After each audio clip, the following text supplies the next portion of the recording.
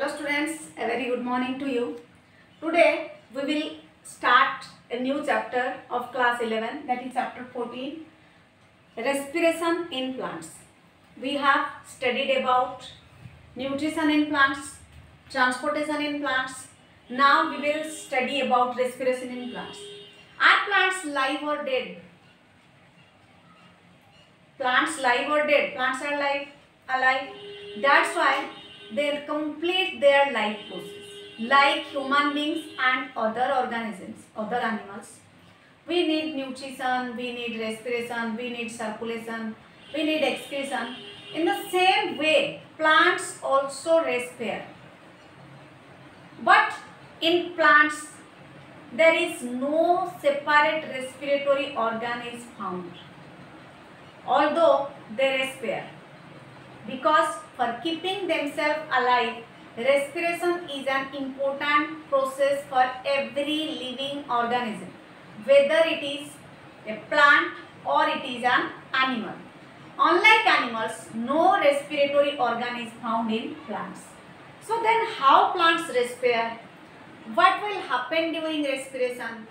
Which products will plants get during respiration?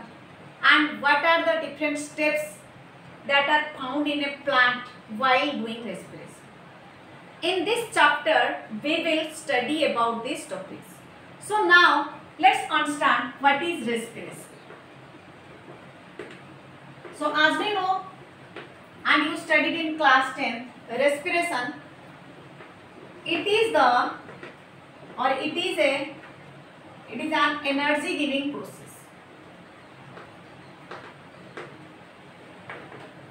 It is an energy giving process where breakdown or oxidation of glucose occurs, in which breakdown or oxidation of glucose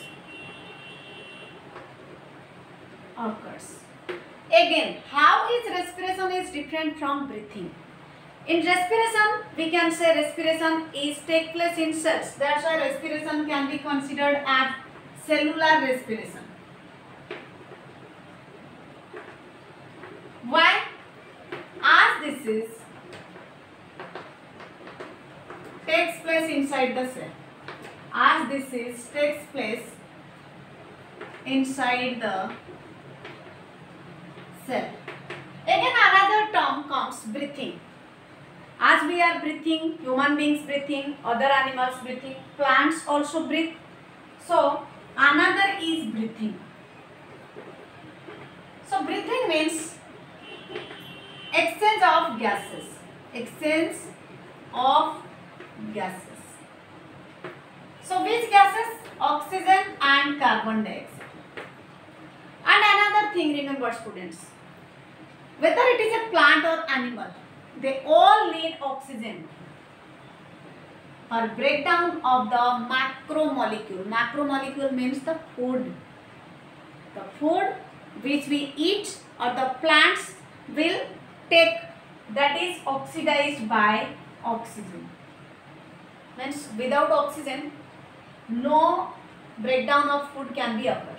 That's why it is most important for all the plants. But there are different mechanisms in different plants, as I have told you. So what are the different mechanisms? Suppose for example, you know that in C4 plants and C3 plants, again I am repeating this. In C3 plants, the oxygen need is high, but in C4 plants, oxygen need is negligible. They only release oxygen. It means what? They will not respire. They respire, but the exchange of gases is from cells to cell or within the cell. Means they respire but don't release the carbon dioxide to the atmosphere. Again, they release the carbon dioxide during respiration. It utilized by them for synthesizing food. Clear? So here I have explained you what is the difference between respiration and breathing. Again, as respiration takes place in the cells, so here cellular breakdown of glucose occurs, and as a result we get ATP. In plants also, during respiration, the amount of ATP is high if we compare it with the photosynthesis.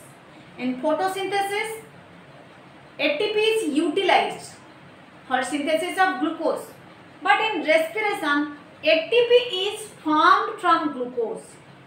Clear? In photosynthesis, ATP is utilized, but in respiration, we will get ATP, adenosine triphosphate, when during respiration. Clear, students? So, energy is released in plants not at a time. It occurs gradually, step by step, by the action of enzymes. So, we can write here, during respiration in plants,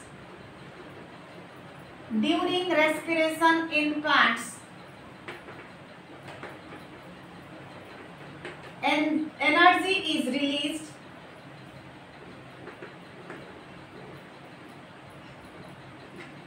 step by step by the action of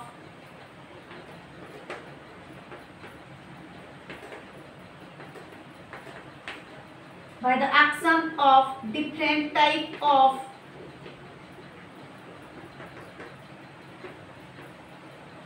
enzymes. It means for producing ATP or for releasing ATP, different enzymes are involved, and the energy is not at a time formed. They form step by step or gradually. Is that clear?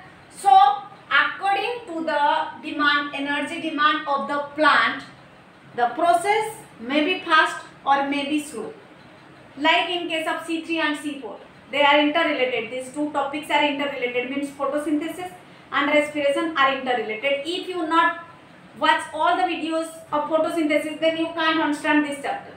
This is also one of the most important chapter. That's why I am teaching you step by step and slowly.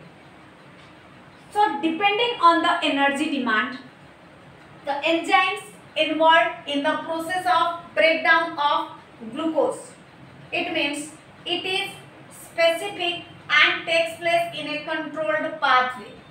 Means the respiration takes place in a, you can write it, takes place in a controlled way. It takes place in a controlled way, means controlling activity will occur. And what will happen during respiration? The ATP is formed, is used for doing different biochemical activities in the cell. Means the ATP that is produced during respiration is used. ATP is used, means the ATP that formed during respiration is used to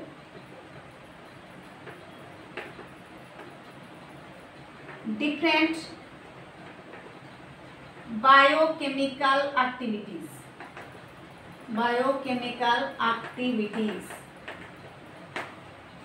Clear, students? What processes are occur? Or we know that as during respiration, oxidation of glucose occurs, means when one molecule of glucose breaks in the presence of oxygen, then it will give, means after complete oxidation, it will give water and carbon dioxide. Means when we will get the products or the outside material, means after breakdown of glucose, if we get carbon dioxide and water, then we can say here complete breakdown or complete oxidation of glucose occurs. So now let's see how the breakdown of glucose takes place. As we know that the formula of glucose is C6H12O6. This is the formula of glucose.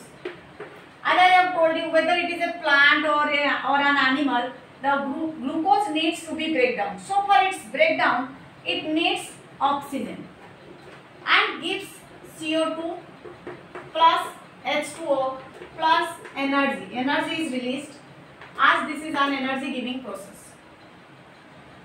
So for balancing the equation, we can write here 6 molecules of oxygen, then it releases 6 molecules of carbon dioxide and 6 molecules of water. This is the equation for respiration. But in photosynthesis, it is reversed like this. But in respiration, it is like this. Means in respiration, glucose is breakdown in the presence of oxygen to give carbon dioxide and water along with energy. And that energy is 2870 K. This is not in your NCERT book, so you can write this. 2870 kilojoule of energy is released during respiration or during breakdown of a single molecule of glucose. Clear, students? So this is how the breakdown of glucose occurs. Now let's see in how many types the respiration is divided. Respiration is of two types. It is of two types. One is aerobic respiration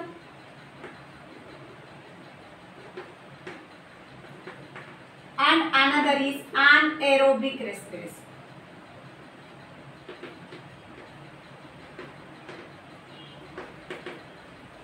Aerobic respiration, the respiration which takes place in the presence of oxygen. This takes place in the presence of oxygen. And anaerobic respiration takes place in the absence of oxygen. We will discuss about this later. Here you just remember respiration is of two types. One is aerobic and another is anaerobic. So how this aerobic and anaerobic respiration occurs? Again, as I have told you that plants have no specialized organs for respiration. Then how will they respire? In some plants, you know that it respires by means of stomata. Stomata are the small openings present on the leaf. And through stomata, gaseous exchange occurs. Carbon dioxide released, oxygen enters. Clear? But if we see some plants like desert plants which have no leaves, then how they respire? They have also stomata but present in deep inside their stems. Their stems get thick. So we can say the respiratory organs in different parts are leaf means the stomata, lenticel. Also in some plants just below the bark there are parenchymatous tissues are present which are loosely arranged and they have an interconnection between the tissues due to which there are some air space are found and the air enters into the plant is transported or supplied to different parts. So we can say the respiratory organs are stomata, lenticels and bark. Although bark is a dead part of the plant, dead cells, but still just below the bark there are interconnection of parenchymatous cells or tissues which have air space and through which oxygen goes inside the plant and respiration occurs. So they are the respiratory organs in plants. Some plants also respire through roots, you studied in class 10. Some plants also respire through roots, some respire with stem. Like I have told you in desert plants, the stem is the main organ in which stomata is present. Overall, they have not a network of respiratory organ as their oxygen need is less than the animals. They need oxygen but that is less than the animals. So how they use a little amount of oxygen for living? As you know that they synthesize food during photosynthesis, they try to release less and less carbon dioxide.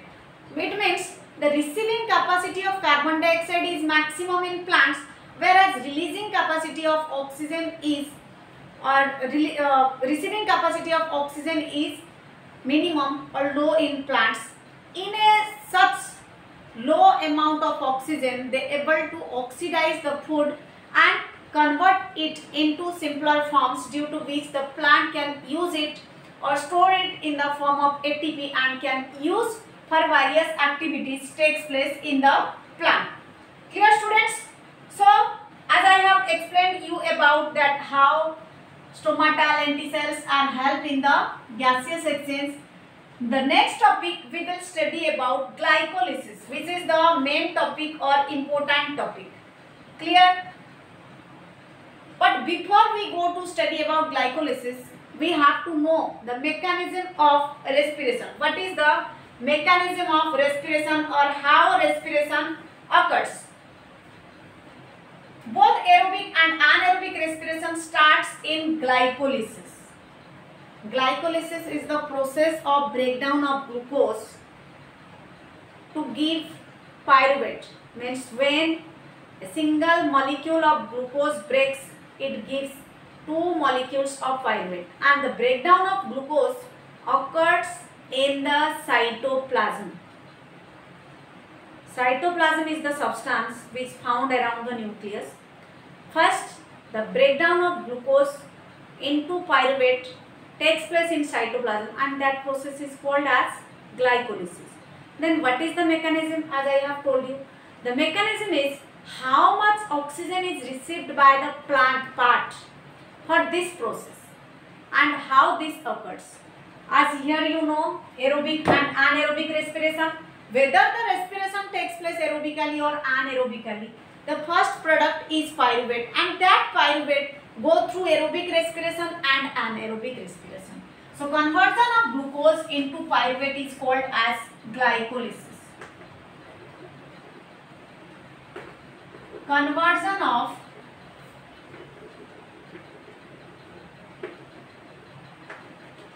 glucose means C6H12O6 into pyruvate is called as glycolysis. Glycolysis. Glyco means glucose and lysis means splitting. So glycolysis. This is called as glycolysis. And glycolysis is followed by the formation of ethyl alcohol or organic acid. This is followed by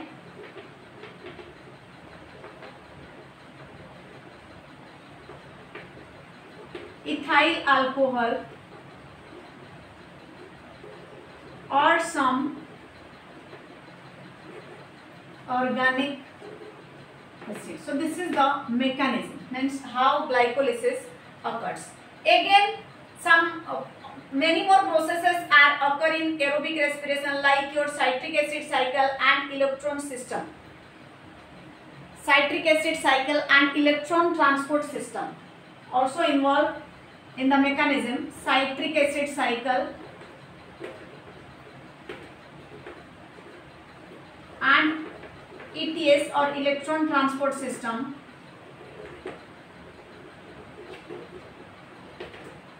all this takes place in the mitochondria. So students, this is the mechanism of respiration.